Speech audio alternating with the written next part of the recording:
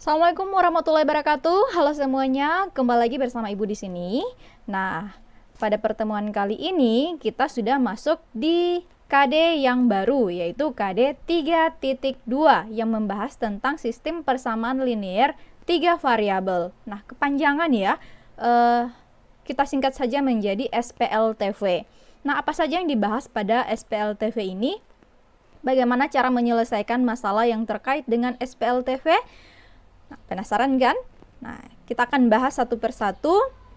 Jangan lupa sediakan alat tulis kalian, simak baik-baik penjelasan Ibu, dan dukung terus channel ini dengan cara klik tombol subscribe, karena subscribe itu gratis.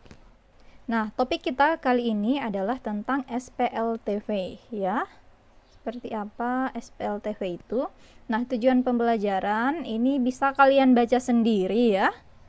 Nah, untuk IPK, yang pertama, Bu akan menjelaskan tentang definisi sistem persamaan linear 3 variabel. Kemudian yang kedua, menentukan himpunan penyelesaian sistem persamaan linear 3 variabel dengan menggunakan metode eliminasi dan substitusi. Nah, untuk pertemuan kali ini saya akan fokuskan pada metode eliminasi ya. Oke. Nah, definisi SPLTV atau sistem persamaan linear 3 variabel yaitu suatu persamaan matematika yang terdiri atas 3 persamaan linear yang juga masing-masing persamaannya bervariabel 3. Jadi kalau biasanya kalian hanya sering melihat yang berbentuk 2 variabel yaitu variabel X dan Y, maka pada SPLTV sudah ketambahan satu variabel yaitu variabel Z. Nah, bentuk umumnya itu seperti ini ya. Jadi ada A1X tambah B1Y tambah C1Z sama dengan D1. Itu untuk persamaan pertama. Kemudian A2X tambah B2Y tambah C2Z tambah D2. Untuk persamaan kedua. Kemudian ada A3X tambah B3Y tambah C3Z sama dengan D3. Nah, yang menjadi variabel-variabel di sini adalah variabel X, Y, dan Z. Sedangkan A, B, dan C itu adalah koefisien dari masing-masing variabel ya. Nah, kenapa di sini ada A1, A2, A3, kemudian B1, B2, B3, C1, C2, dan C3? Itu karena angka-angka ini merupakan masing-masing merupakan koefisien dari setiap variabel. Jadi dia bisa saja merupakan angka yang berbeda. Makanya kita pakai penanda A1, A2, A3, dan seterusnya. Nah, kemudian yang menjadi D, yang ada di ruas kanan ini adalah D1, D2, dan D3. Ini adalah konstanta. Nah, mungkin masih bingung ya dengan bentuk umum ini. Ya, kita lanjut ya. Saya akan jelaskan, akan kelihatan jelas kalau dia dalam bentuk angka ya.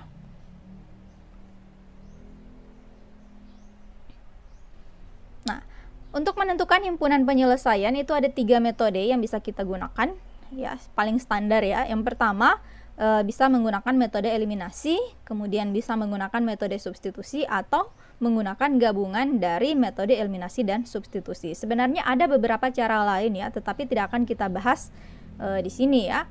Kita bisa menggunakan cara matriks, itu nanti akan kalian bahas di kelas 11 ya. Jadi ada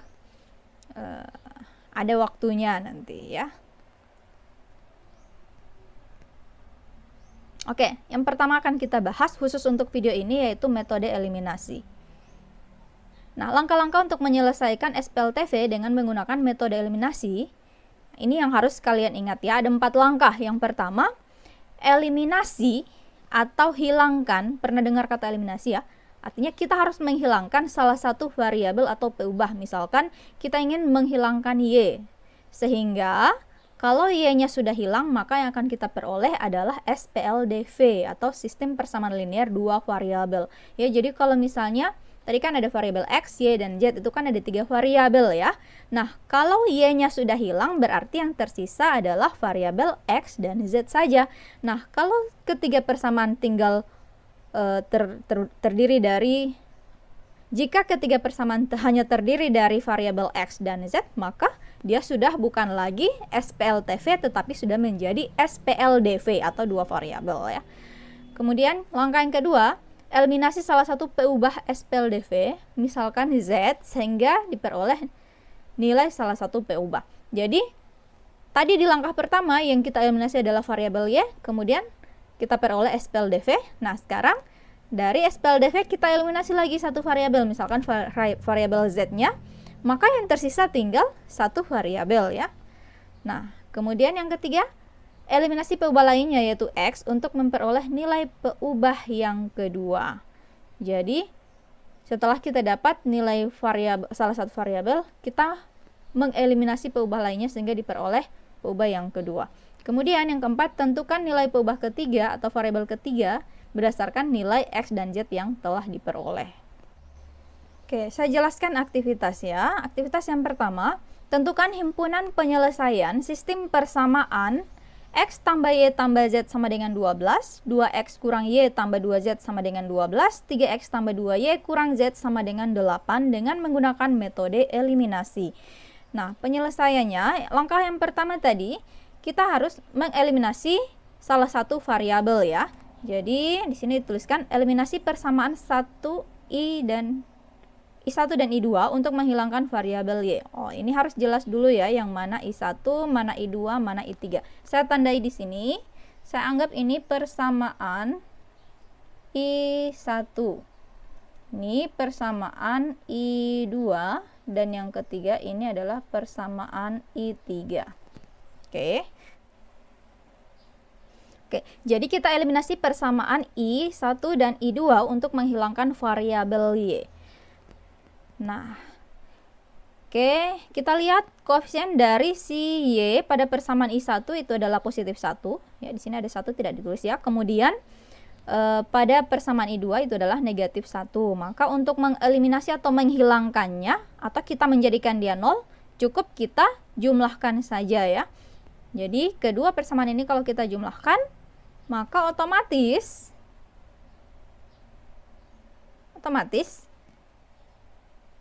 ya, kita jumlah X ditambah 2X, dia akan jadi 3X ya, saya tulis di sini. Kemudian Y ditambah negatif Y, jelas dia akan jadi 0 ya, atau ini bisa langsung kita coret saja ya. Kemudian Z ditambah 2Z dapat 3Z. Nah, 12 tambah 12 dapat 24. Nah, ini yang dimaksud tadi ya. Tinggal kita peroleh dua variabel saja, yaitu tinggal tersisa variabel X dan variabel Z. Nah, kita memperoleh 3X tambah 3Z sama dengan 24. Kita tandai ini sebagai persamaan I4 ya. Nah, masih di langkah 1, kita akan dua kali mengeliminasi ya. Yang tadi kita mengeliminasi variabel Y pada persamaan I.1 dan I.2. Nah, sekarang kita akan mengeliminasi tetap variabel Y ya. Jadi kita harus konsisten di sini ya. Kalau yang tadi kita mengeliminasi variabel Y, maka kali yang kedua juga harus mengeliminasi variabel Y. Tapi kita ganti persamaannya, yaitu persamaan 1 dan 3. Boleh juga persamaan 2 dan 3. Nah, yang ini yang Ibu pilih adalah persamaan 1 dan 3. Nah, ini persamaan 1, X tambah Y tambah Z sama dengan 12, persamaan 3, 3X tambah 2Y kurang Z sama dengan 8. Kita tidak bisa langsung mengurangkan ini ya, karena koefisien dari Y pada persamaan 1 dan persamaan 3 itu tidak sama. Kalau dia sudah sama atau minimal yang satu positif, satu negatif, itu bisa langsung kita tambahkan. Nah, kalau seperti ini, kalau kita kurangkan, dia tidak akan jadi 0 ya. Nah, jadi kita harus cari KPK dari 1 dan 2. Kan koefisien 1, ini koefisien 2. Cari KPK dari 1 dan 2, itu kan berarti 2 ya. Nah, bagaimana supaya si Y yang di sini menjadi 2, berarti harus kita kalikan 2. Nah, otomatis kalau kita kali 2, maka semua yang ada pada persamaan pertama juga harus dikali 2 ya. Jadi 2 dikali X, dia akan jadi 2X. 2 dikali Y akan jadi 2Y. Kemudian 2 dikali Z dapat 2Z. 2 dikali 12 akan jadi 24. Kemudian ini karena sudah 2, maka tetap dikali 1 saja ya, supaya tidak berubah ya. Jadi 3X, 2Y, 2 itu ya. Kemudian kurang Z sama dengan 8, karena dia dikali 1 ya. Nah, ini bisa langsung kita kurangkan, maka jelas ini akan jadi 0 ya, atau 0Y, atau bisa langsung dicoret saja, akan hilang itu. Nah, 2x kurang 3x akan dapat negatif x ya. Kemudian 2z kurang negatif z akan jadi positif 3z. Kemudian 24 kurang 8 dapat 16. Maka ini min x tambah 3z sama dengan 16. Nah, kita memperoleh persamaan yang kelima. Oke, lanjut di langkah yang kedua. Nah, di langkah yang kedua, eliminasi persamaan 4 dan 5 untuk menghilangkan variabel z. Nah, tadi kita sudah dapat persamaan 4 ya di slide yang sebelumnya, kemudian ini persamaan yang kelima. Nah, kita eliminasi salah satu variabelnya, misalkan variabel z, sehingga kita akan memperoleh nilai x. Nah, tadi yang kita dapat 3x tambah 3z sama dengan 24, itu persamaan 4 ya. Kemudian ini kita tuliskan persamaan 5-nya, min x tambah 3z sama dengan 16. Oke, nah kita eliminasi z, ini kan sudah sama-sama 3 ya. Tinggal kita kurangkan ya, kita bisa coret, ini jadi 0 ya. 3 dikurang negatif x dapat positif 4, 24 kurang 16, dia akan dapat 8 ya. Maka 8, 4x sama dengan 8, maka x-nya adalah 8 dibagi 4. 8 bagi 4 dapatnya 2. Nah, kita sudah dapat si x. Ya, jadi kita sudah peroleh variabel x-nya sama dengan 2. Nah, langkah yang ketiga, kita mengeliminasi persamaan 4 dan 5 untuk menghilangkan variabel x. Tadi yang kita hilangkan adalah si variabel z ya. Nah, sekarang kita akan menghilangkan variabel x. Tadi persamaan 4-nya ini kan. 3x tambah 3z sama dengan 24. Kemudian ini harus kita kali ya. Min x tambah 3z sama dengan 16. Nah, karena di sini koefisiennya tidak sama ya. Di sini 3, di sini negatif 1, maka harus kita cari KPK dari 3 dan 1. Kan 3 ya. Maka bagaimana supaya dia akan dapat 3 di sini? Maka ini harus dikali 3. Yang ini tetap dikali 1. Oke, ini dikali 1 dapat 3x tambah 3z sama dengan 24. Tidak berubah kan? Kemudian ini semuanya dikali 3. Jadi 3 dikali negatif x dapat min 3x. 3 dikali 3z dapat 9z. 3 dikali 16 dapat 48. Ini tinggal ditambah. Kenapa ditambah bukan dikurang? Karena ini koefisiennya positif 3, yang ini negatif 3 ya. Kita ingin dia jadi 0. Maka kalau kita kurang, kalau dikurang dia malah jadi 6 ya. Maka harus kita tambah. Tinggal dicoret. 3 ditambah 9 dapat 12z. 24 tambah 48 dapat 72. Nah, untuk mendapatkan z berarti 72 kita bagi dengan 12, maka dapat berapa? Dapat 6 ya. Oke. Kita sudah dapat si z.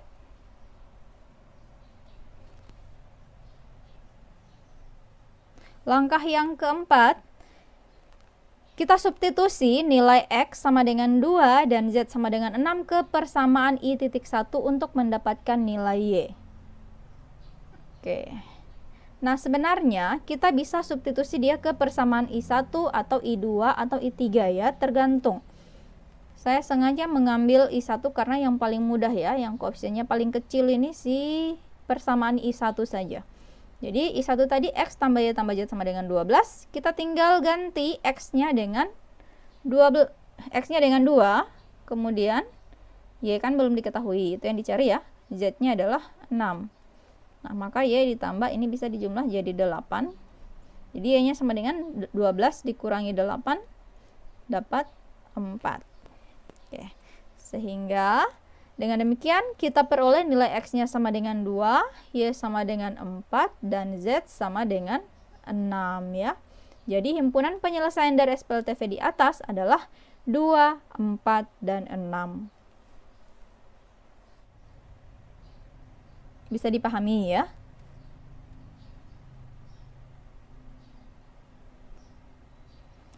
Nah, sekarang kalian bisa melihat ada latihan 1 untuk kalian berlatih di rumah. Gunakan cara-cara yang seperti sudah saya jelaskan tadi. Ingat, di langkah yang pertama kalian akan menjadi 2 kali mengeliminasi salah satu variabel ya. Misalkan kalian memilih mengeliminasi variabel Y pada persamaan I1 dan I2, maka eliminasi yang kedua juga harus variabel Y pada persamaan 1 dan 3 atau 2 dan 3. Jadi konsistensi itu perlu ya.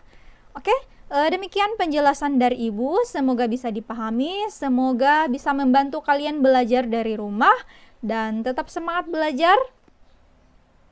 Sekian dari saya. Assalamualaikum warahmatullahi wabarakatuh.